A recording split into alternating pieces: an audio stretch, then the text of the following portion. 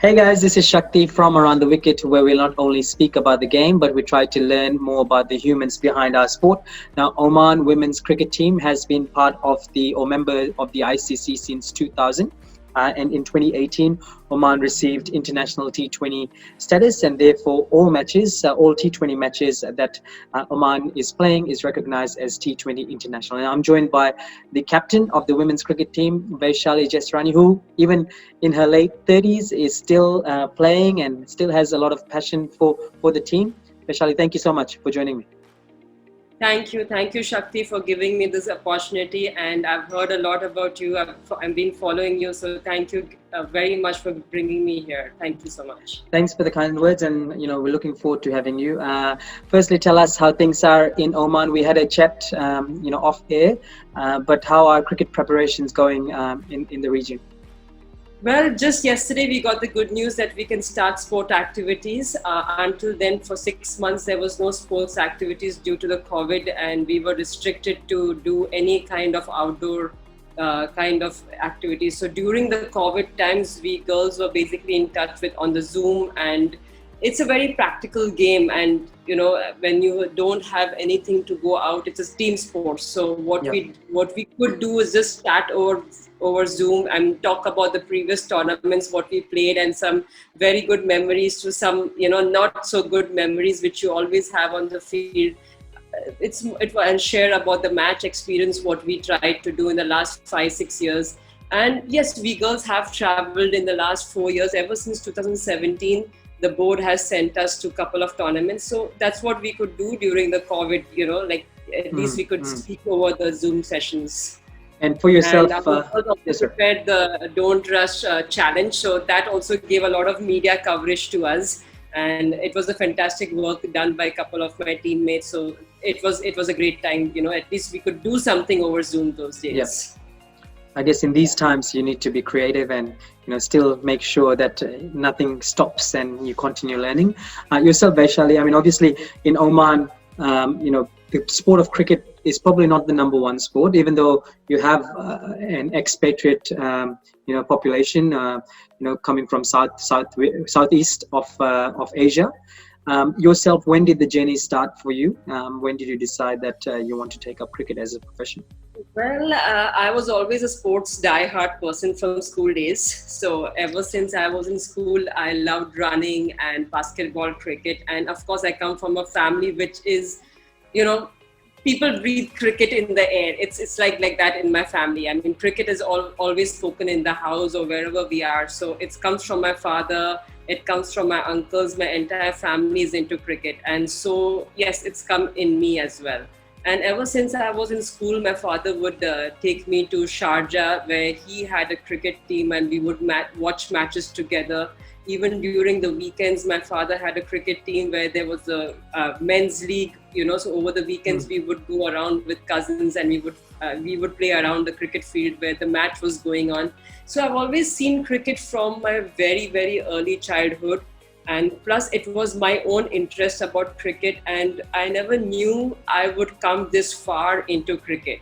When we were in school, there was no girls cricket team. Honestly, there was nothing called girls cricket team, but yes, I would play cricket with the boys during my break time. I would play cricket with my neighborhood boys. That's how it would play. I mean, that's how I would play along with, and get my interest rolling. Yep.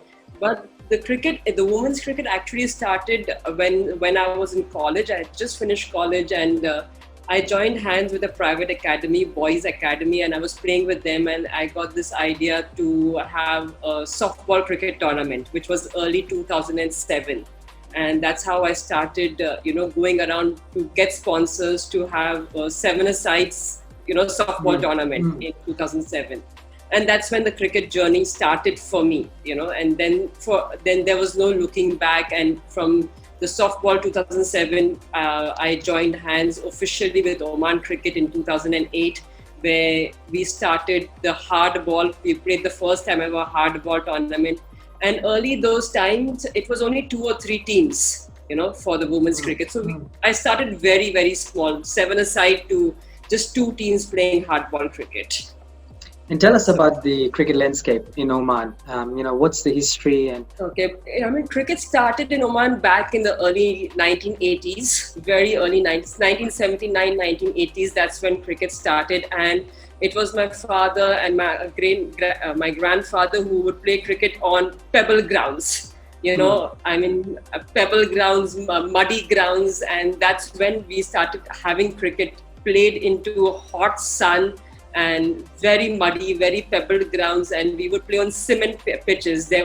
There was not even turf grounds. There was no green grass. There was no floodlights back in the 80s, and it started with the men's cricket. And initially, there were a close of 40, 50 teams where all the corporates would get together, and on a weekend, which was a Friday, they would get together, and we would have only 2 or 3 grounds where there was a structure which was played amongst the men, and they would play a league or a small format of a knockout, and that's how it started. I remember the first boys team played in 1991, where the under 19 boys team was included in the men's team. It was school boys, Yeah. and that's when cricket started in the schools in 1991. And then later on, 93, the league for the men and the league for the boys was two divided. That's when the boys started, and the women started in 2008, the hard ball. So from 1979, 1980, yes, the men's, and it was pebble grounds until 2010, 11. Yeah. 2010 and 2011, we got a ground by the Ministry of Sports, which was given to us to have a cricket stadium. And that ground, we got it in 2010. The operations and the work started 2011, and 2012, we had a fully furnished one cricket pitch. First time ever, 2012 was the first time ever that we had a green grass. Nice. So Yeah. cricket has basically come up in the last 6 years for Oman Cricket. And the best history was made in 2016, where the men's participated for the first time in Dharamshala, in India, the World Cup. It was the first time that Oman was in a very big map of millions of people. Wow. So the journey is almost like 3 decades now, 2 to 3 decades, from pebble grounds to full floodlight and indoor academy today. It's amazing, though. I mean, in a short time, things are progressing pretty well for Omani cricket. Obviously, I think this year, I think the women's team led by yourself, you created history by reaching your first T20 final in Qatar. Obviously, it was a tri-series against Qatar and Kuwait. Tell us about how this moment is, a groundbreaking moment for women's cricket in Oman. Well, for my entire girls team, it will bring a smile throughout lifetime, because we've been preparing for such events, and it's not been overnight the team is formed. For me, it's been taken almost 2014 that I've been trying to form up a proper women's team. And unfortunately, here in Oman, once the girl finishes a grade 12 or higher studies, she goes back to her home country to study. And that's when she's in her prime stage, and the root level, you don't have that type of experienced girls. Yeah. So what happened 2014, we hosted the first time ever a GCC tournament in Oman was the host, where we had a quadrangular tournament in Oman, and that's when we started hardball. Thereafter that, every year we would be grooming our girls, getting new girls to participate. I think the two main benefits in reaching to the 2020 finals was, one, the investment board is giving towards women's cricket, because 2017 we went to Malaysia. After that, 2019 we went to London. Both the countries, when we traveled, we played 3 to 5 matches T20. Regularly we have matches being played versus boys. And the second main thing is my officials, which is the manager, the team coaches and the physios. They've been with me from 2014. So not only with Oman girls they have seen, but also when we played Kuwait, Qatar back in 2014, we played Malaysia, we played in London. So, they knew the psychology behind the women's sport and mental training, the physical training, which came over the last 7-8 years. We got to that round stage in Qatar. And in Qatar, when we played, we never expected to reach the finals because, we went as a total unit together who we wanted to play well. Overall, it was a total team performance, and one match, which was a very close match versus Kuwait, where it was it was like a last over game, required 4 runs to win, and that over just changed everything. So every match we played in Qatar was remarkable. Also, I would really acknowledge Qatar Cricket. They did a fantastic arrangements. We were never live. Our followers back in Oman, our families back everywhere in the world would watch us play a live match on YouTube. So Qatar did the best thing was put us live, So even when we came after the match got over, when we got so many messages from WhatsApp, it felt so good. The second most important feel was the crowd in the stadium when they cheered our names, when they cheered Oman's name, when they cheered every ball. I mean, it felt so different. It really felt so different. So we have a lot of good memories back in Qatar. And it was overall team strength and the way we connected back in Qatar. It was a very good tour for us. You touched upon, the support staff that played a huge role. Because they've been consistent since 2014. Yes. But I guess, within the team itself, what do you feel contributed to your success? I think within the team is, I concentrated early on between girls of age 10 to 14 and started grooming them at that age. By the time we taught in 2017, those girls little bit were grown up, they were matured, they interacted with Malaysian girls, they interacted with the London girls. They got a lot of feedback. We spoke to Heather Knight back in 2019 when we toured to London. We went to the Lord's Stadium. So, girls came into the atmosphere of cricket. They got a lot of insights about cricket. So that was one turning point when we met Heather Knight, when we went to Lord's, when we went to Malaysia. They saw the facilities, they saw the insight. Also, the 2018 World Cup, India versus England, the 50 overs, it came live on TV. So these are very small things, but it had a lot of effect on the team because when we would meet up together as a training unit, we would speak about it. Simultaneously, the facilities what Oman Cricket Board has given us, we train on the adjacent ground as the men's national team train. So, the girls and the men's national team, they interact. So the first and most important thing was giving them a cricketing atmosphere, investing in the girls, having them to speak to other cricketing mates. That was where they developed. And when you're young, you're very easy to fine tune yourself. When you're young, you have more time, you can give more concentration to the sports. Of course, education is there. But I'm very happy the way the parents have also backed up their daughters. They have allowed them to train for longer hours. Back in 2014-13, they were reluctant because there was no opportunity, there was no big growth, there was nothing for women's cricket. But over the years, the mindset has changed, the perceptions have changed. So it is basically the connection and the atmosphere we developed from 2017, putting them in the environment continuously for cricket. So it helped the girls to groom better. Outside of cricket, you talked about the connection, implementing, program strategies, even, trying to get them exposure to people like Heather Knight and, watching other matches. But on the pitch, you yourself are captain. What are some things that you have tried to implement with the group of girls to get the best out of them? I think I don't compromise on physical fitness. I don't compromise at all on physical fitness. That is the key of everything into cricket. You have to be physically fit. The game has gone miles ahead. Though you are a textbook cricketer or the best line length bowler, but if you don't have the physical fitness in you on a longer term, on more bigger platform, it's not possible to give you that success. It's not possible to give you that achievement. So we are not there yet as fitness, but yes, I have learned my lessons playing with the girls that concentrate more on fitness with the girls. Second thing, we try to have a good moment. Even if we win a match versus boys here in Muscat, I try to take the team out for a dinner.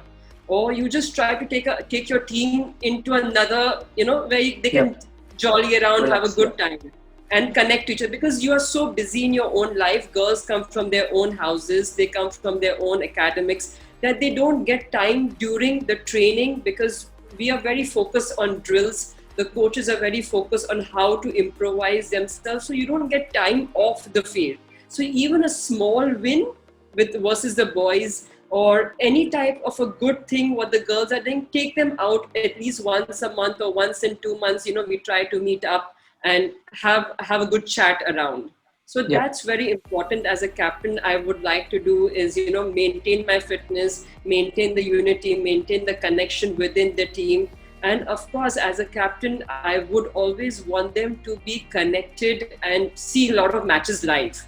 The more you are watching live matches on TV, you can picture yourself on that. You can really think about that, if I am in that situation, because at that time your match situation and the match pressure, how best are you going to be handling inside, it reflects a lot. So even if you have your fitness, you need to have a lot of match situation, how to take that team forward for you. And when it comes to challenges, in terms of associated nations, obviously, you get a lot of challenges, but on a personal, on an individual level, and on an organizational level in Oman, what have been some of the biggest challenges that you had to get over or go through? There are a couple of challenges, if you ask me. Firstly, it's a football-driven country. People here don't know cricket. They think cricket is too long, it's too boring. It's why so many people behind one ball. But yes, this is one of the biggest challenge. It's a total football-driven country. Second thing, when you talk on behalf of women's cricket, is that we don't have a transportation infrastructure where the ground is located and the girls can travel without any dependence of parents. There is no transportation infrastructure, because here, even if you want to travel into the ground, you have to be dependent on your friend's car or your father's car or any type of a transportation to reach there. Because I'm currently focusing on young school level girls or college level girls to come and play, because they have majority of the time after 3 p.m. When we talk about the corporate women's, yes, we have a full team of corporate women who are participating, but then we are talking about, being in office till 6 p.m. The bosses, just allowing your boss or telling your boss, I want to go at 3 p.m., 4 p.m. for a practice itself is a challenge for me. Not even playing cricket, but just a corporate lady going to the boss and saying, I want to play a match and I want to be leaving a little bit early. So these are the challenges from a corporate level lady who wants to play cricket. Second challenge is, of course, she has a family back home. She needs to cook, she needs to feed, because a lady runs everything. So that's the second challenge which comes. So both of them have their challenges, as girls cricket as well as women's cricket. The third initial challenge which I had back in 2007 and 8, I know it would find very, very funny, but it's a realistic that there were coaches who didn't want to train the women's cricket. But now the perception has changed. I can have a line of coaches who advise us, who advise me how to play, how to get better.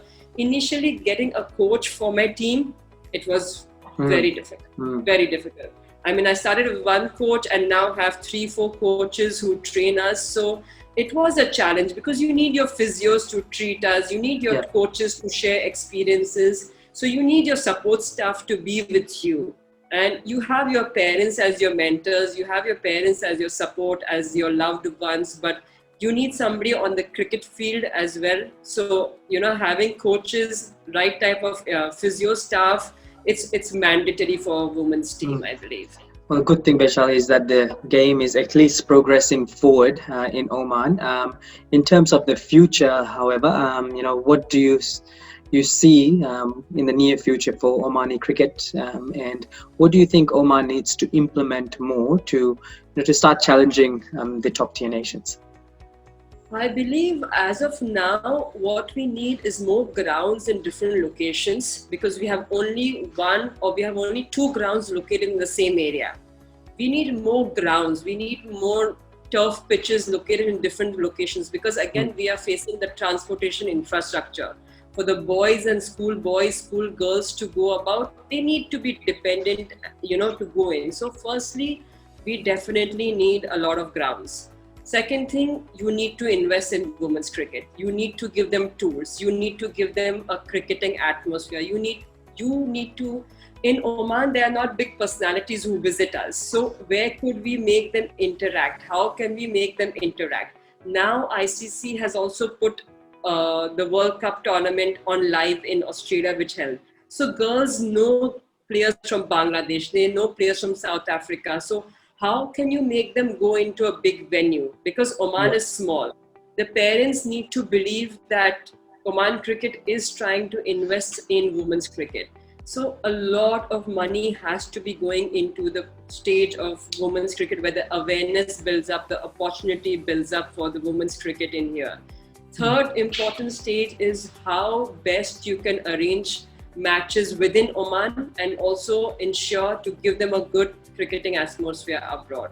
You just have to stick to the basics of these three things. I mean, we can go more heads up in, because we have the best international facilities in Oman. So what I would request the board is, allow us to host more tournaments in Oman. We did one in 2014, and then we did one in 2020 versus Germany. It was a very big gap, but in the years to come, we need, because if we have tournaments in Oman, we can approach more schools, we can get more crowd coming in. So slowly the girls get followers, and that makes them feel even more better. In terms of development and academies, how does it work there in Oman when it comes to women's cricket? Is it you that train them, or are there specific academies allocated for women's Yes. cricket? So we as Oman Cricket have our own women's cricket academy, and I'm only heading it out there. Along with me, Okay. we have 2-3 coaches. So I do all the roles, whatever is required, whether it's a player or whether it's running the academy. And of course, I have a fantastic coaches team who do a great job in, knowing us and making us have the right physical and mental aspect to it. But in my academy goes 3 times a week out there. But again, it's a challenge of bringing the girls into my area. I mean, that's the biggest challenge. Apart from that, we have 2 or 3 private academies who are functioning as well. And I'm very open-minded, even if my girls want to play out there, because I totally understand the challenge of, they have academics or their family commitments, and they cannot come into my academy for a week and they want to go into another academy, private academy. They are okay. As long as they are practicing cricket and they are batting, bowling, that's all matters to me. Now, this is not ICC related, but you have been part of FairBreak Global, an organization that champions gender equality in sports, and are doing a lot behind the scenes to help grow the game of cricket in associate nations, giving opportunities to to young and old women cricketers to compete against the best. Tell us about your experience and what makes that organization so wonderful for the game. When I got that email and when I got that participation letter to go and play with FairBreak team, and when I read the names of my teammates, I was even more excited and more impressed with Suzie Bates being in my side, Shamila Conwell, along with Alex Blackwell. And that time, Alex Blackwell, Suzie Bates, all had played the 2018 World Cup. That's when we had gone to play. So it's a lifetime cherished moment for me. The feeling is just wow when you're with that type of legends in the dressing room, and when you're playing cricket on the pitch with them or on the nets. And also we had Jeff Lawson, who was our coach, and the tips and the advices he gave us. I mean, it's so good. And it's the first time we got a platform such type where, because we only see IPL which was happening.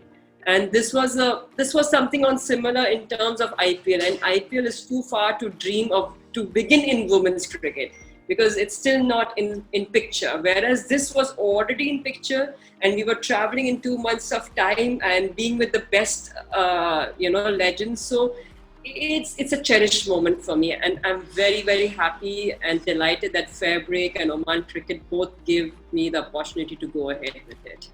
But in Excellent. future, yes, FairBreak has a big role to play. They can develop more teams. the more teams they can get in, more players from different under associated countries can participate. They can have their name go big. The parents can be proud about it.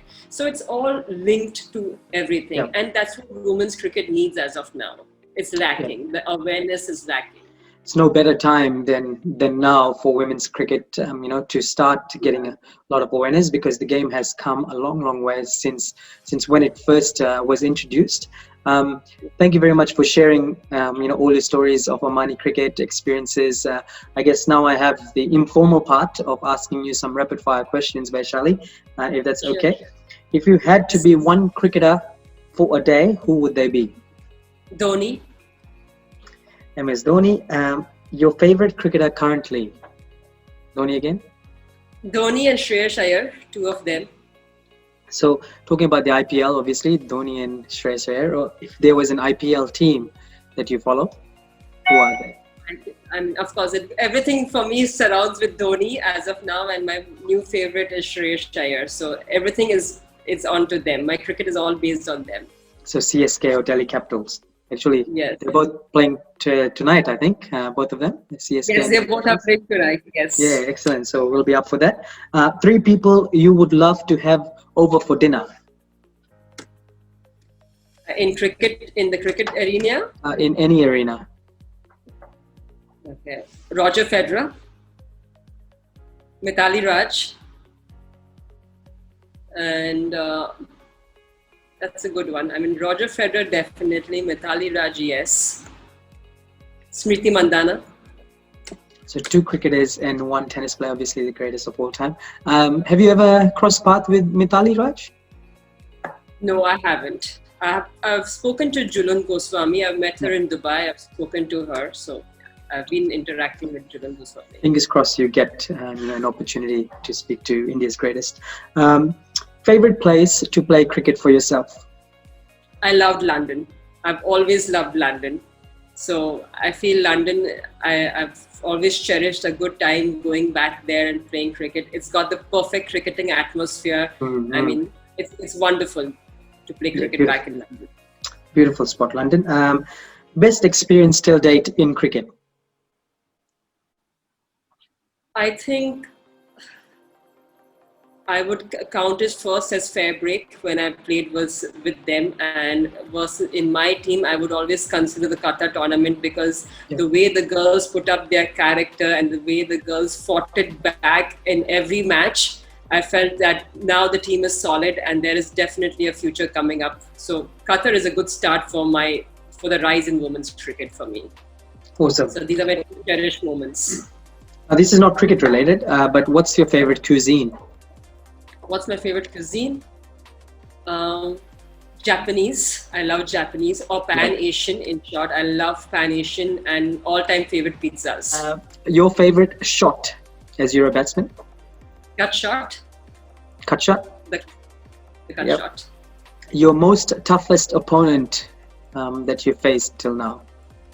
I think Thailand, when we played them early in 2009 and 2012, Thailand was a very, very, very tough team. The girls, their fitness, their shots, I mean, it would give me a nightmare a day before going and playing the next morning versus them. So Thailand is a very, very, very competent team for us. And they're doing great things in cricket at the moment, Thailand, and fingers crossed they can keep developing and competing against the best in the world. Vaishali, thank you so much for joining me on Around the Wicket. Really, really appreciate your time. Pleasure to chat about Associate Nation Cricket, an area where ICC can probably do a little bit more, but the game is improving and and growing in areas like Oman. Fingers crossed it keeps going, and hopefully to see you guys back again on the cricket page very soon. Thank you, Shakti, and I hope to see you one-to-one soon in Sydney or in Oman, and you're most welcome in Oman. We have beautiful facilities here, and hope you could be our friend back with Oman Cricket and personally as well. Thank you for giving me this opportunity. Absolutely, I'll come back. I'll come answers during the rapid fire round as well. Yeah, and I'm going to come to Oman to have Japanese cuisine with yourself. Most welcome. I'll take you to a good Pan-Asian and Japanese restaurants. Awesome. One of the best. Yes, we'll take you around. Thank you so much. You have a good afternoon. We'll catch up very soon. Thank you. Enjoy your weekend ahead. Bye. I will do. Thank you.